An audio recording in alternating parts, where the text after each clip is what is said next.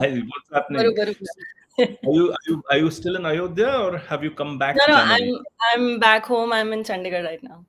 You're back home in Chandigarh. I see. Yes. So I have no idea where you actually live because the last time you told me you lived in Hyderabad. Before that, you lived in Bangalore. Before that, I think you were in Ahmedabad at Micah. I don't know what the hell is going on, but I'm sure there was a convenience store near you, right? Because today's topic is all about convenience stores. I just thought I'll set up a different sort of take on Janavi's movements over here. Yeah, and I think this is a perfect setting because Chandigarh being a tier 2 city. Ah, Yeah, and the way the behavior is, I think I have a privy to the kind of consumer behavior we're going to discuss today. yeah, and I think that you should not show off so much because even though I live in London, I used to also live in a place called Winchester, which was the first capital, I think, of England. But now it is a small town, really. So, well, let's compare notes. What do you have for us today?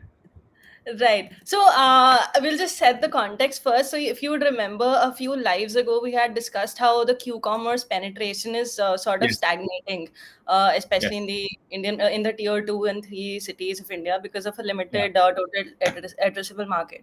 So I think this topic now, this live is going to be more of an extension of it, or rather, you can say there was a report done by PwC on the consumer behavior in the tiers 1, 2, 3, and beyond cities of Yeah. India. And I think this is a very good corroboration, also an addition to the perspective of what we discussed in that life. Okay. Uh, PW that despite the fact that e-commerce and Q-commerce is flourishing in the tier 1 markets, the tier 2 and beyond still prefer a lot of retail shopping, which is the kirana stores or small supermarkets, with around 34% people saying that prefer only offline shopping.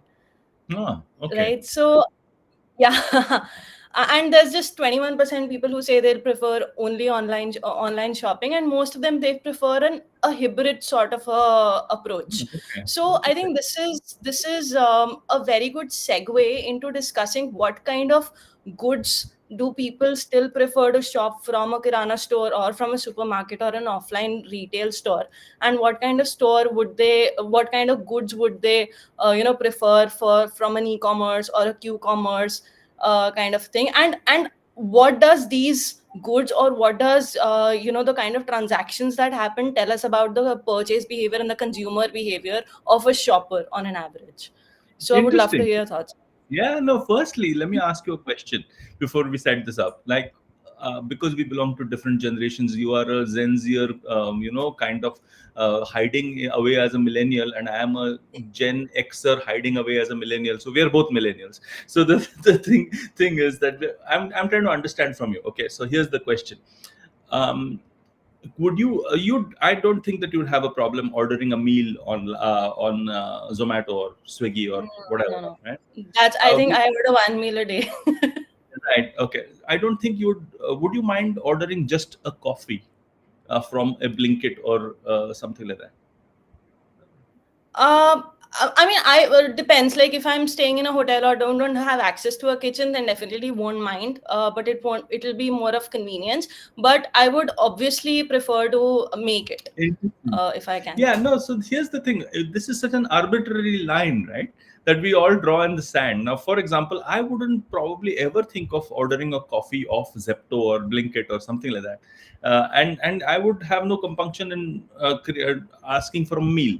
Now, I was just wondering, what is this line this imaginary line that we draw in the sand? Is it something of monetary value, or is it something to do with principles and values rather than value? Like, okay, you know what I'm saying, and it is really weird because I've Yeah. seen Gen Zers order absolutely openly, and just get one coffee from a Starbucks, and it's all cool, and nobody seems to be minding it or whatever. But I would struggle. So the reason why I asked this question is, if I look at the difference between, let's say, generations, even in an urban setting, and then if I compare an urban and a semi-urban or a tier two city with a tier one city, I think fundamentally my proposition is that it's cultural. I don't think that it is anything beyond anything goes beyond a culture. Would you agree with that?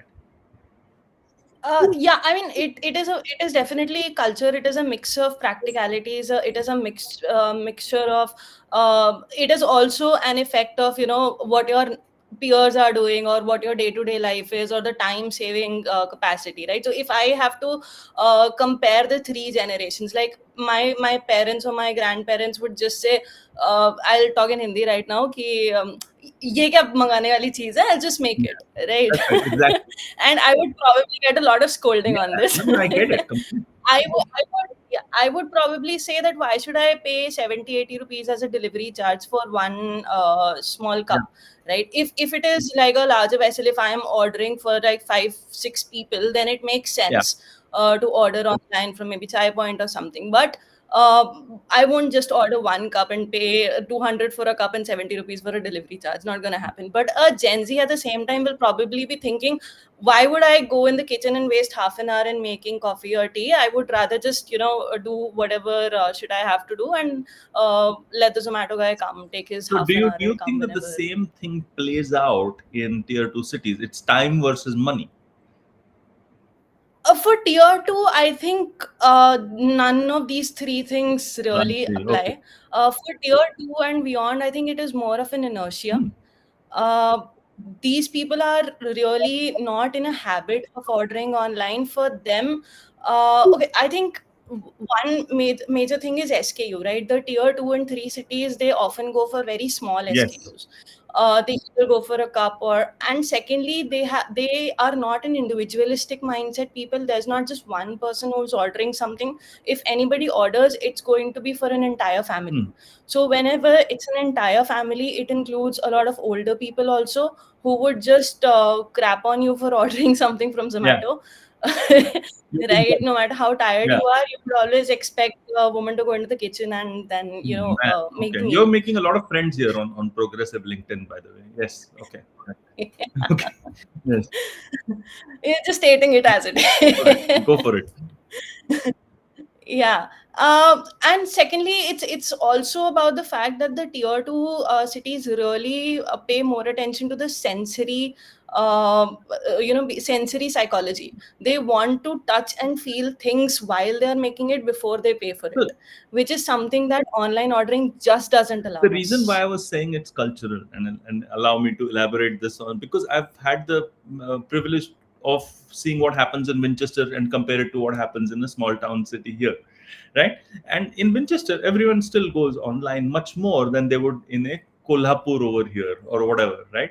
So why does that happen? Because it is individualistic, and there is the climate factor, and you're not being judged for just getting a cup of coffee online by your elderly aunt sitting next to you, on a charpai or whatever it is.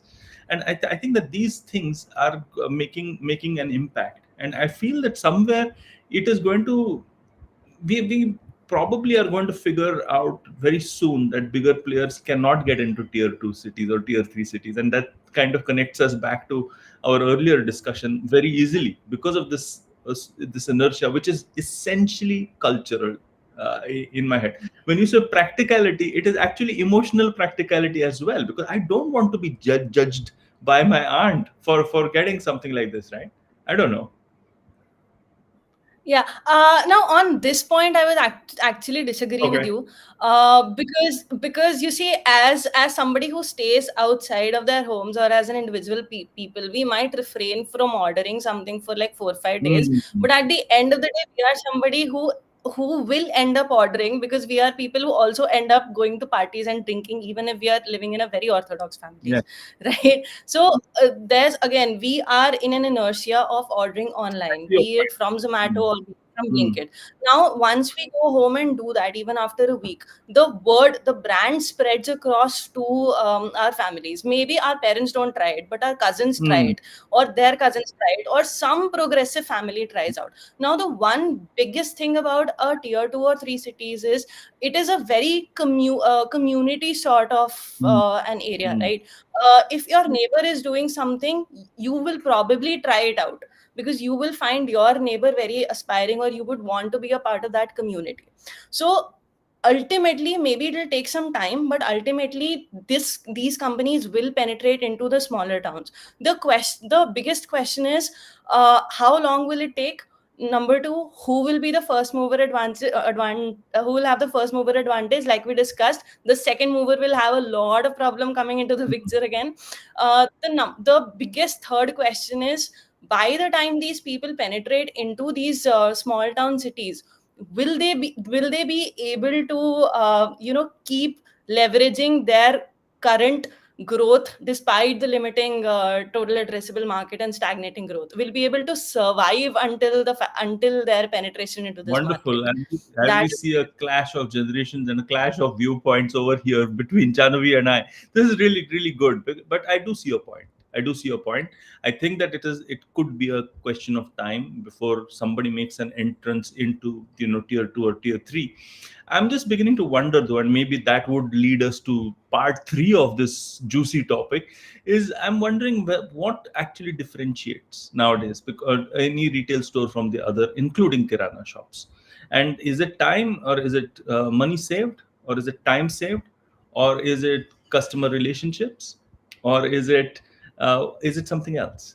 And I don't know the answer to that. I don't think it is very easy to, and I think that answer perhaps changes based upon generation, and it also changes based upon the size of the town, and stuff like that. Because I do notice that even the moment you step in a bigger city, you start walking fast. I think time treats us differently when you're in a big city, and I'm sure you've noticed that when you move from Ayodhya to Chandigarh, and then you'll go back to Hyderabad and wherever else, and we will leave our poor joinees alone, or whoever listens to this podcast/video later. No, just a funny trivia over here. Even when we went to Ayodhya, despite the fact that there is not even an Ola Uber there, the first thing we did was check if Zomato works. Who? When you say we, that is you and your generation. No, I mean my parents and my I grandparents. think So yeah, that's the segue into why I think this ecosystem is gonna fair change point, fair soon. point. I think Janavi is the technical winner on this debate. Let's give it to her, and let's call it a day today before I get beaten up once more. And we shall meet again. I think let's meet next Monday, because I'm now going with my parents for a holiday on Friday. But Oh, like you, lovely. I'll be going to a sensible hill station somewhere. Okay. All right. See you. Bye. Okay.